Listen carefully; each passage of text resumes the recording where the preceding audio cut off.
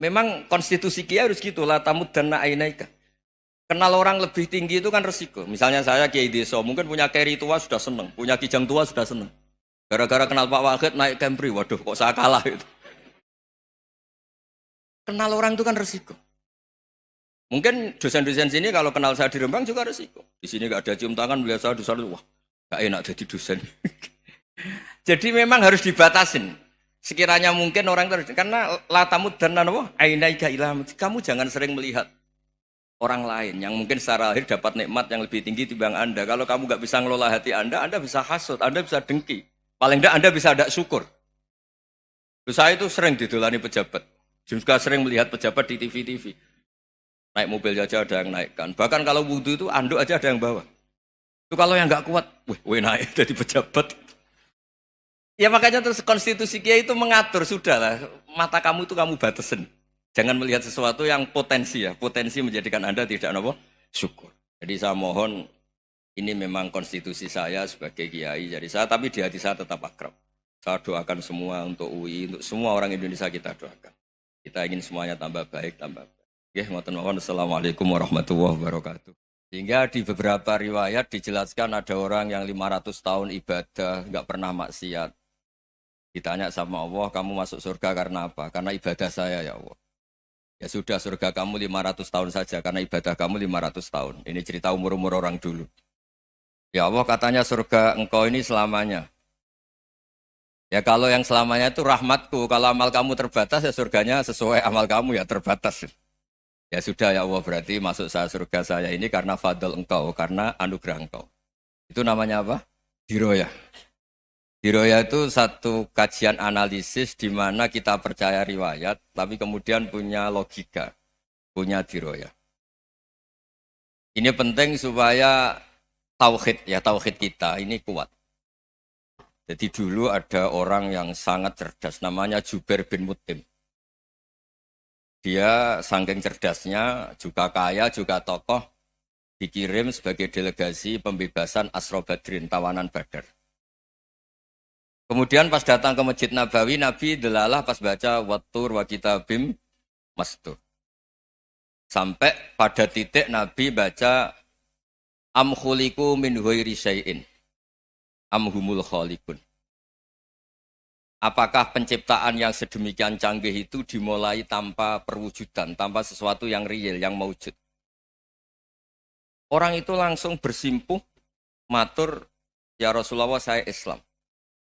Kada qalbi yatir, hampir hati saya, otak saya, pikiran saya itu terbang. Karena logika yang dibangun ateisme misalnya, kalau alam raya ini dimulai dari nihilisme, berarti logikanya apa? Al-adamu yakhluqu maujudan. Alam raya ini kan maujud. Maujud itu ada. Kalau yang lebih dulu itu ketiadaan, berarti ketiadaan menjadi sebab kewujudan. Kalau dalam bahasa Arab itu al-adamu yakhluqu maujudan. Sesuatu yang harusnya nggak jadi faktor karena ketiadaan, menjadi faktor sesuatu yang nyata. Itu kan nggak masuk akal. Ya, kalau alam raya ini ada al-adam sing yasbiku maujudan, berarti alam raya ini al-adamu yakhluqu maujudan, suatu yang tidak ada menciptakan yang ada. Dengan logika itu terus kita ngaji, diajari sama guru-guru kita, sifat dasar Allah itu maujud.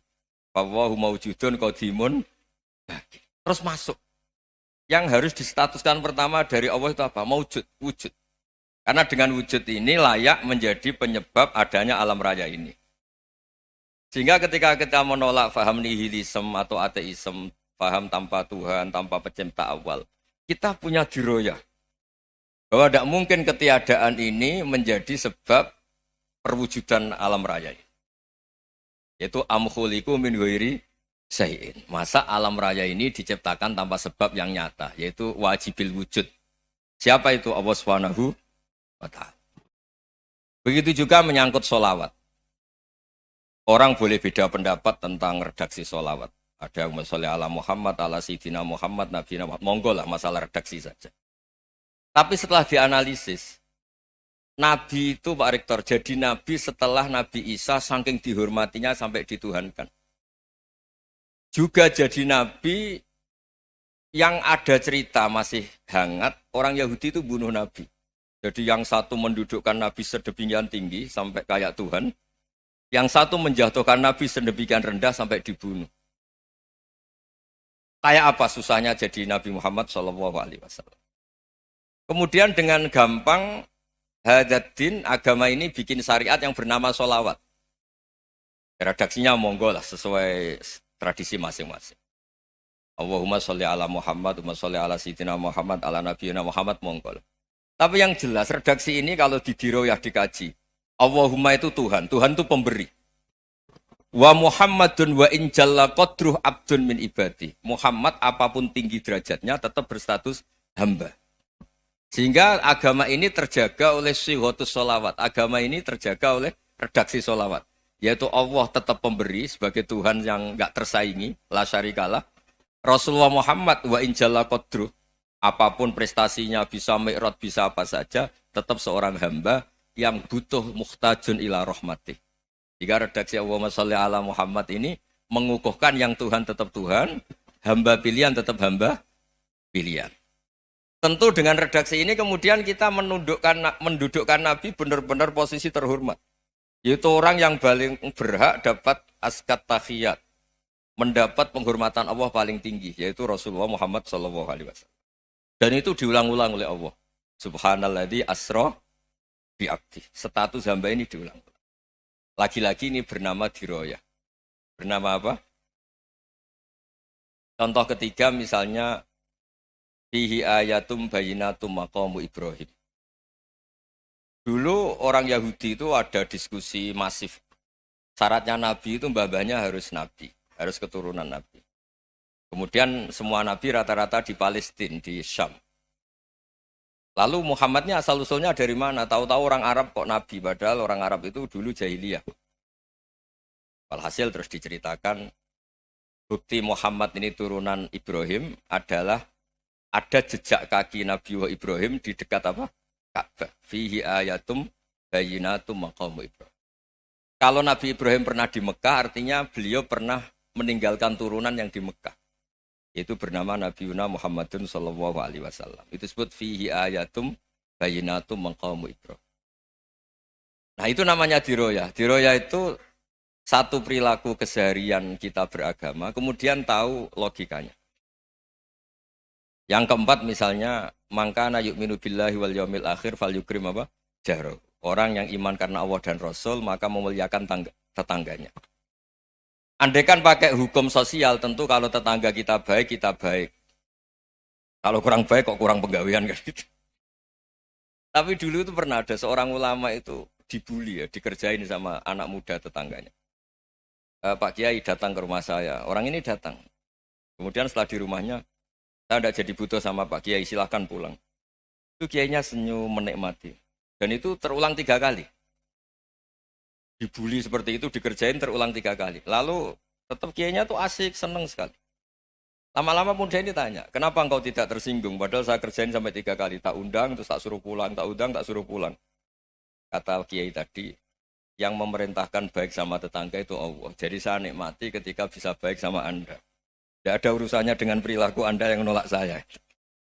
Nah itu terus kita tahu, memang motifnya kita baik sama tetangga karena iman sama Allah dan Rasul, bukan hukum kompensasi sosial.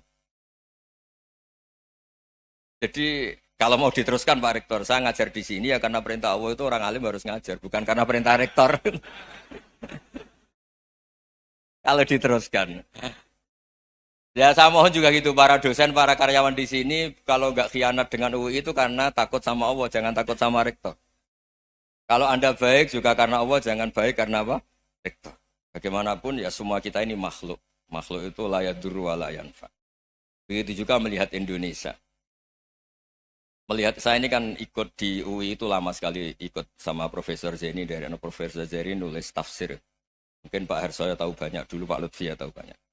Tapi saya memang nggak pernah terbuka karena ya memang nggak ingin sebenarnya. Kondisi ini kondisi darurat.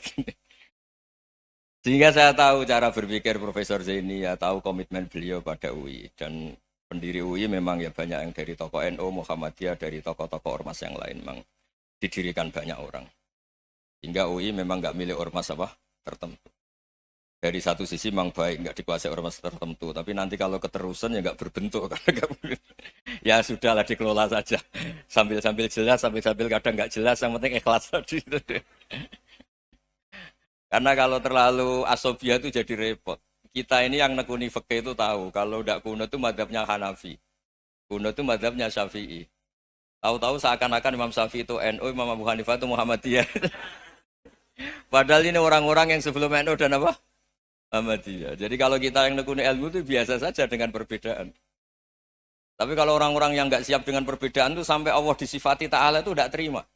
Padahal Ta'ala itu maknanya Maha Luhur, yang Maha Agung. Jadi ada seorang kiai kebetulan pidato pertama Pak Rektor. Assalamualaikum warahmatullahi ta'ala wabarakatuh. Di mubalik kedua ini nggak terima karena itu dianggap bid'ah ada ta'ala. Hanya dia bilang Assalamualaikum warahmatullahi ta'ala wabarakatuh.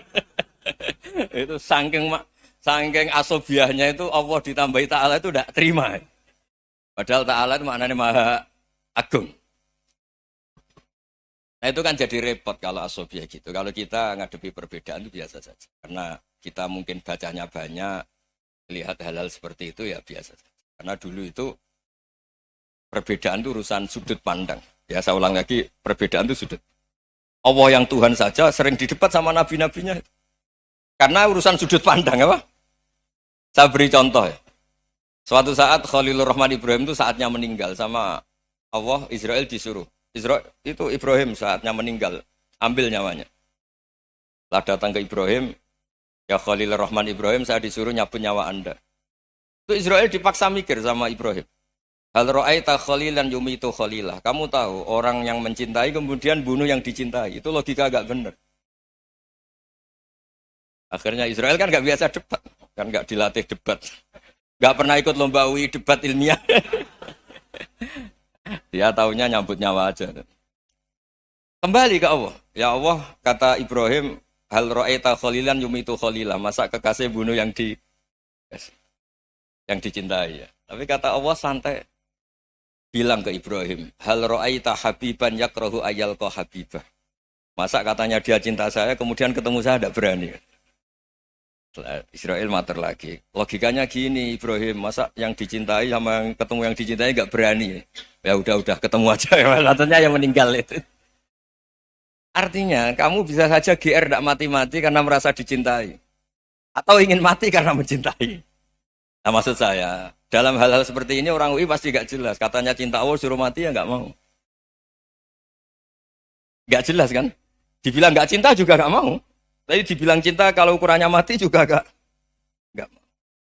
Nah, tapi dalam banyak hal nggak jelas itu penting Pak Rektor. Penting sekali. Buatan guyon. Saya beri contoh sekian ilmiah, nggak jelas itu penting. Rasulullah Shallallahu Alaihi Wasallam itu dalam banyak hal itu disuruh Allah, memang disuruh supaya ngambil sikap seperti itu. Karena Allah itu punya otoritas penuh untuk bikin orang itu baik atau tidak baik. Wahsy itu yang membunuh Sayyid Hamzah, orang paling dicintai Nabi, di antara yang dicintai Nabi. Qatalahu Wahsyun, dibunuh oleh Wahsy. Nabi secara basarnya itu nggak suka sama Wahsy. Sampai cara lahir ya ingin corong Jawa ingin masuk nol. Tapi apa kata Allah? Laisa laka minal amri syai'un aw yatuba alaihim aw yu'adziba. Itu tidak wilayah kamu Muhammad. Malah Wahsy dikasih tobat sama Allah. Khalid bin Walid. Itu perang Uhud kalah itu karena ide brilian Khalid bin Walid. Pas itu masih panglima kafir. Yaitu pura-pura kalah, ghanimah dilepas, sahabat turun, pasukannya naik, walhasil orang Islam kalah. Khalid bin Walid akhirnya juga masuk Islam. Orang yang secara basariah Nabi itu gak siap. Kebalikannya juga ada. Sa'labah itu orang sampai tempat gelar hamamatul masjid. Ini pas ngaji mesti ingat. Salam. Dia di masjid terus. Setiap habis salam tuh lari karena istrinya nyuwun sewu masih berpakaian yang tidak pantas. Kenapa engkau terburu-buru pulang? Pakaian yang dipakai istri saya sekarang saya pakai. Ya pakaian sarung itu kayak Pak Rektor kan fleksibel. Ini khusus mau Ramadan, tidak akan sarungan terus, gak usah khawatir. Jadi ini tadi sudah perjanjian. Saya yang kiai celananan, beliau yang rektor pakai sarung. Jadi iya. Supaya itu barter madhab. Tapi hanya sekali ini aja, bukan. Jadi jangan diharapkan ini jadi tontonan terus-menerus. Dan ini barter madhab. Saya sama Profesor Kores juga sering gitu. Saya pakai sarung yang dipakai. Dihadiahi beliau pakai sarung yang dihadiahi saya. Memang itu tradisi Islam. Tahadau tahabu, kamu saling memberi hadiah maka kamu saling mencintai. Bukan riswah, bukan riswah. Walhasil terus Sa'labah ini mbok saya didoakan Nabi supaya saya kaya, supaya tidak sering ganti-ganti pakaian seperti ini sama istri saya. Jangan-jangan kamu miskin itu lebih baik. Ngotot minta didoakan. Didoain Nabi kaya, terus lama-lama ninggal sholat, ninggal jamaah. Itu Allah belum tersinggung. Yang mulai Allah tersinggung itu kan saya sering fatwa di mana-mana, sering memberi saran. Mumpung kamu miskin itu sering sedekah. Karena kalau sudah kaya itu tidak bisa. Saya memberi analogi gini. Kalau saya masih santri miskin, punya uang 100.000, diminta guru saya 50 tak kasihkan. Padahal itu 50%. Punya 2 kambing kurus, diminta guru saya 1 pasti tak kasihkan. Padahal itu 50%. Jadi kalau punya sapi Brahman atau sapi limusin yang harganya itu 100 juta, punya 2, diminta 1 boleh enggak? Enggak boleh. Saya punya motor butut 2, diminta teman saya 1 boleh. Tapi kalau Davidson Harley itu enggak boleh. Nah, walhasil itu kalau kita miskin, misalnya kita zaman kuliah atau zaman mondok atau zaman apa saja, punya uang 100.000, nartik temannya sampai 50.000 kan biasa. Tapi setelah 1 miliar, berani enggak kamu kasihkan 500 juta? Sama-sama 50%. Enggak kan? Nah Sa'labah gitu, ketika zakat masih per 40 kambing, 1 kambing, itu sebenarnya kan masih ringan. 41, 82. Kambingnya itu sudah mabenal jabalen. Barang dihitung zakat karena sudah ribuan, jumlahnya sampai 400 kambing. Banyak lah pokoknya. Terus kata Sa'labah, ini pemerasan. Karena jumlahnya besar. Allah tersinggung karena nabinya dianggap narik zakat itu dianggap kharat, dianggap pemeras. Allah tersinggung kemudian fa'aqobahum nifakon fi qulubihim ila yaumil. Dia ditegur munafik. Semenjak itu terus tadi kembali gak jelas tadi. Barkohnya gak jelas itu menjadi orang tuh bijak.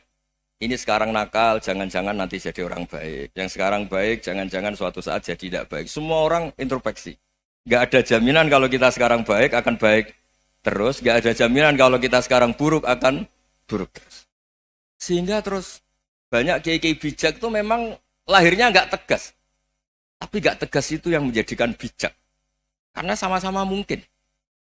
Itu yang disebut laisa laka minal amri syai'un aw yatuba alaihi wa yu'adzibum. Itu tidak wilayah kamu. Ketika Allah mengomentari orang munafik juga wa yu'adzibal munafiqina insya'a aw yatub. Bisa saja ada yang disiksa, bisa saja ada yang dikasih tobat. Karena pola yang kita analisis itu semuanya menurut kita. Bukan menurut kemaslahatan orang apa? Banyak. Saya punya sekian contoh cerita. Orang yang sowan kiai baik-baik, mungkin bawa gula atau salam tempel, tidak tahu lah. Itu tidak mesti jadi wali. Tapi Kalijogo yang kenal Sunan Bonang, itu kenalnya itu karena ingin begal. malah jadi wali. Tapi tidak usah dicoba. Umar itu nyari Nabi itu mau dibunuh. Tapi malah tobat jadi orang baik. Jadi ini penting ngaji ya, supaya tidak tegas itu, tidak jelas itu kadang baik. Nah termasuk saya juga termasuk dia yang milih tidak jelas. Saya sering gojlok gini, Fajar Hadili ini murid-murid saya sering saya gojlok. Kalau semua sistem pendidikan kayak kampus, kayak UII, kayak UIN semuanya, itu sistem yang bagus. Karena tertib jam kuliahnya jelas, mata kuliahnya jelas.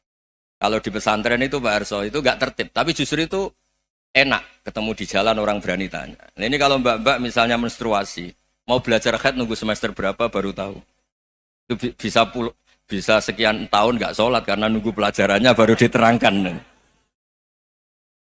Mau haji juga gitu, nunggu mata pelajaran haji. Kalau nggak jamnya, nggak mau dosennya ngajarin. Ya, kalau kiai kan enggak, ketemu di jalan, tanya, dijawab. Jam berapa juga dijawab. Artinya Indonesia itu berkah, ada sistem kampus yang tertib. Ya semoga termasuk tertib gajinya. Tapi tertib gajinya itu juga sebenarnya rugi, saya sering. Ada pegawai negeri Gus, tolong doain saja di PNS, enak jadi.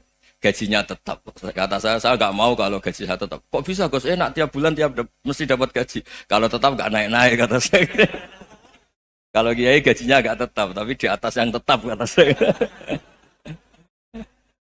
Artinya Indonesia itu berkah. Kalau semuanya pakai sistem pendidikan setertib ini, orang mau tanya khaid ya nunggu pelajaran khaid. Bab haji ya nunggu pelajaran haji. Tapi kalau ketemu kiai itu enggak.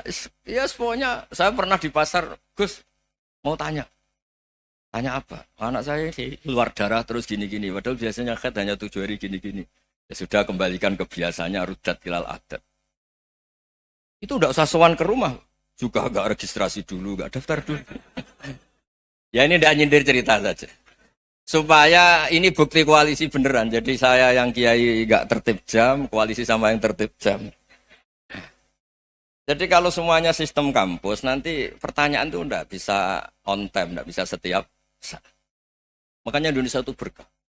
Kiai-kiai yang alim yang di jalan-jalan banyak. Juga kiai yang di kampus dokter-dokter fikih banyak.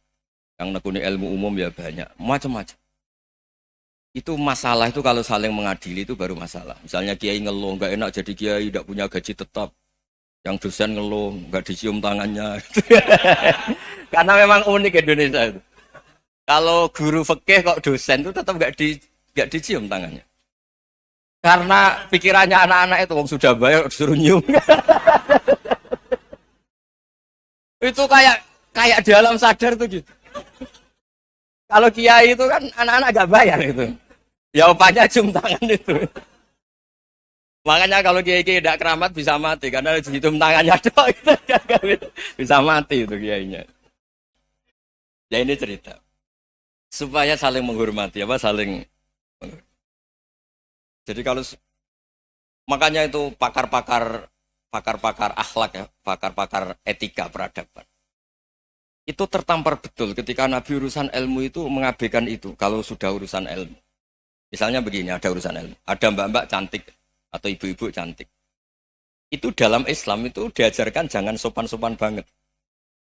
Kata Nabi, karena kekuatan ilmu itu di atas kekuatan akhlak, di atas kekuatan adab.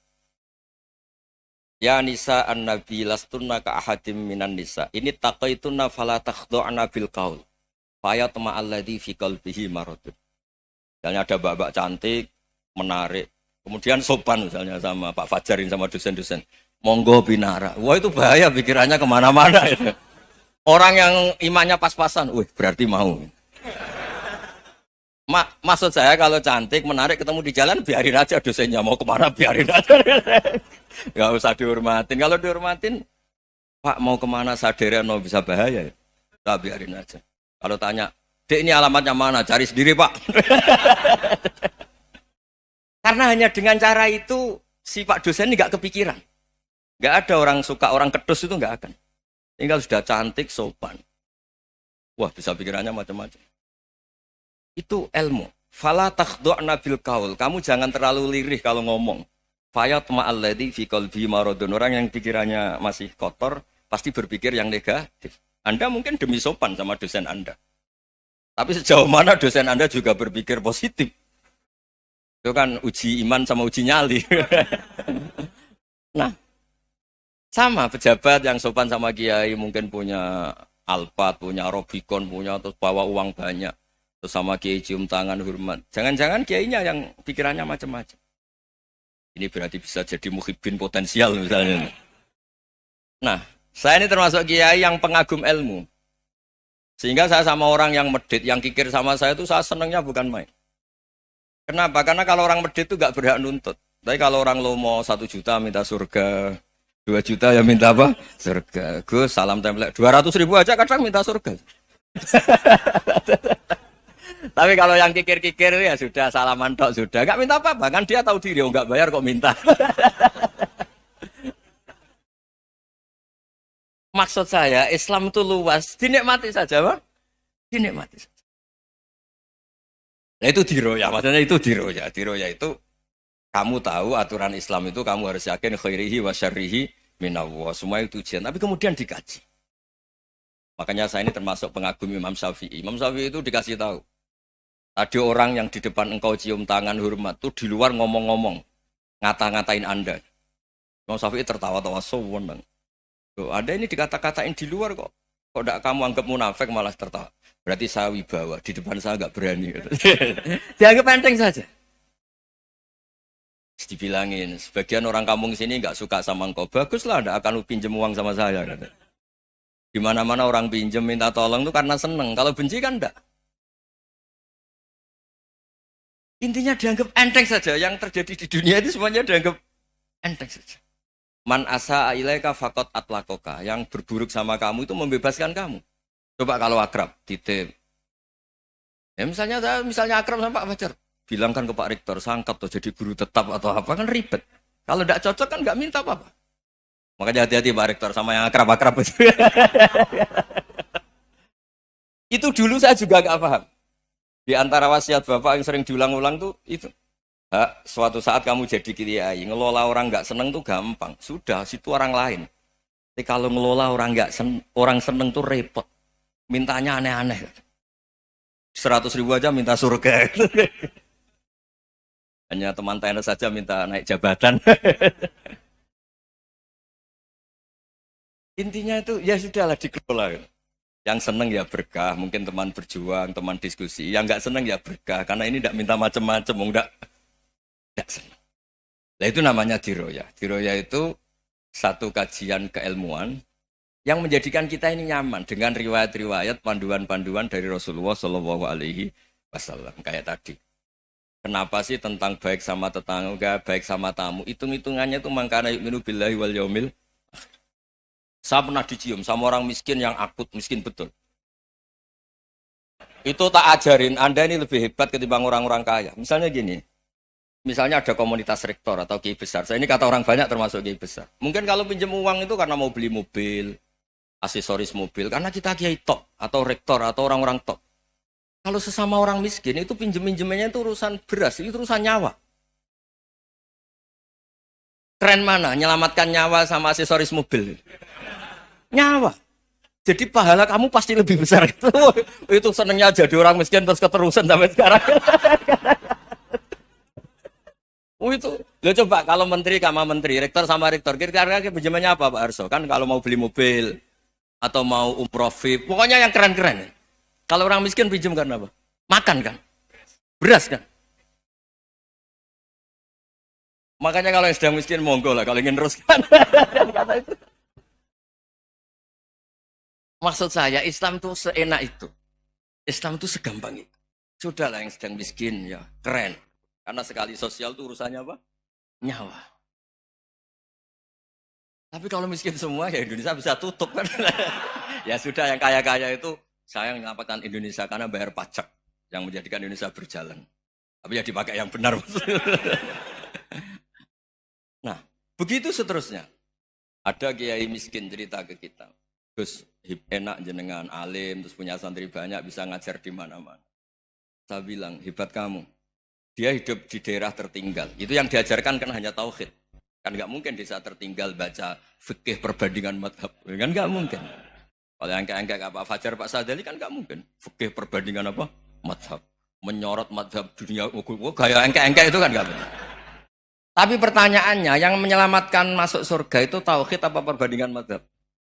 Tauhid. Ini hanya mengajarkan fardu kifayah, sunat-sunat. Ini Anda mengajarkan fardu ain. Surganya dulu kamu. Oh terus senangnya jadi kayak gitu. Karena yang diajarkan apa? Tauhid. Sementara kita yang gaya-gaya ini, ajarkan perbandingan apa? Madhab, studi banding ke Al-Azhar kemana-mana. Ini enggak, tauhid. Dari orang nyembah pohon jadi nyembah Allah Ta'ala. Keren enggak? Keren. Jadi terus kiki sama saya senangnya bukan karena tak bela. Tapi ada yang agak kurang ajar, tanya saya. Kalau itu hebat, kenapa Gus gak mau jadi kayak gitu? Waduh. Wah ya repot kalau pertanyaan. Terus tak jawab, kalau saya jadi kiai desa, kamu ngangsu ilmu dari mana coba? Ya dari jenengan, ya kalau sama gobloknya tidak bisa. Ya sudah, Gus aja yang jadi kiai besar. Maksud saya, ya sudahlah kita begini seperti yang saya ajarkan di sini, saya sarankan. Supaya orang itu tahu. Ini namanya diroyah. Makanya kata Imam Ghazali itu, kalau kamu ingin sopan gampang, melihat anak kecil, wa aqallu minni dzamban, dia dosanya lebih kecil. Karena masih kecil kan, tentu secara dosa enggak banyak.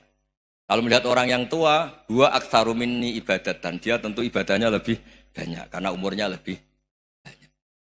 Sehingga terus semua orang lain tuh di depan kita itu hebat. Ya semua orang lain sama misalnya Pak, ini rektor, Pak Fathul Wahid rektor. Tanggung jawabnya lebih banyak, berarti pahalanya lebih banyak.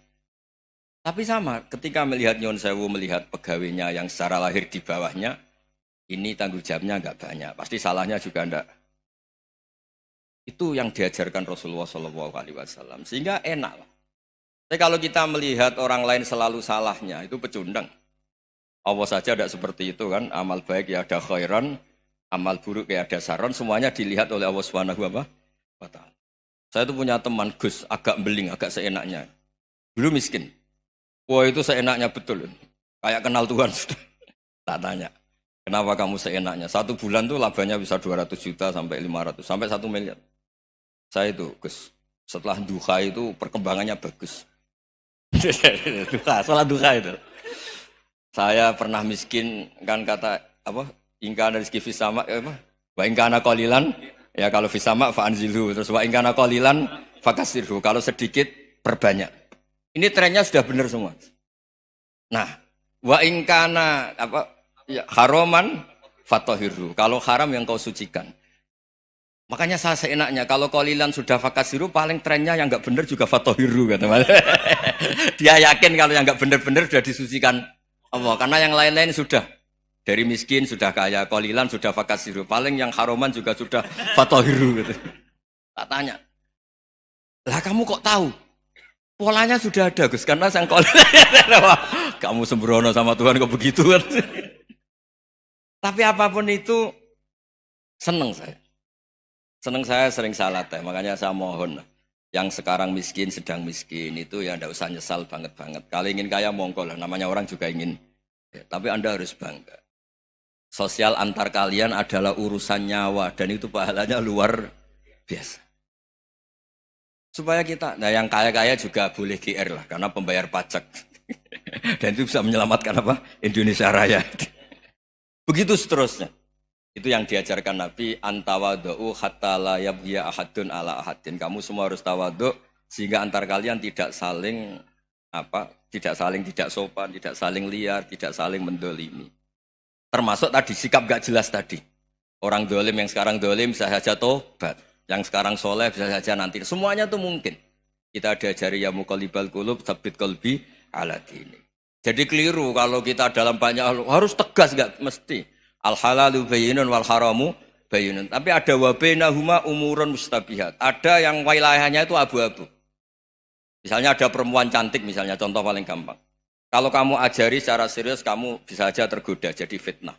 Jadi kalau orang soleh gak berani ngajarin, kemudian digunakan orang fasik, malah menjadi orang nakal, kita juga tanggung jawab. Kamu mau tegas gimana? Wilayahnya sama-sama mungkin. Wilayahnya sama-sama mungkin. Yang dekat pejabat mungkin terkontaminasi KKN. Tapi kalau pejabat gak dekati orang soleh, punya perilaku yang gak soleh, yang repot juga Indonesia kan? Nah hal-hal seperti itu kita tidak perlu ngambil sikap. Maksudnya gak usah ngambil sikap, ya kita buktikan kalau milih satu madzhab, kita buktikan semuanya lebih baik, semuanya lebih bermanfaat, semuanya lebih berperadaban. Karena nggak bisa dihindari wabena humain. Termasuk nyuwun sewu, saya mohon maaf sama mulai Pak Harso, Pak Lutfi sampai Pak Fathul Wahid. Saya ini termasuk kiai yang nggak suka dekat sama orang-orang top. Bukan karena hasud. Memang konstitusi kiai harus gitu lah, tamud dan na'inaika. Kenal orang lebih tinggi itu kan resiko. Misalnya saya kiai desa, mungkin punya keri tua sudah seneng, punya kijang tua sudah seneng. Gara-gara kenal Pak Wahid naik Kempri, waduh kok saya kalah itu. Kenal orang itu kan resiko. Mungkin dosen-dosen sini kalau kenal saya di Rembang juga resiko. Di sini gak ada cium tangan, melihat saya dosen, wah gak enak jadi dosen. Jadi memang harus dibatasin.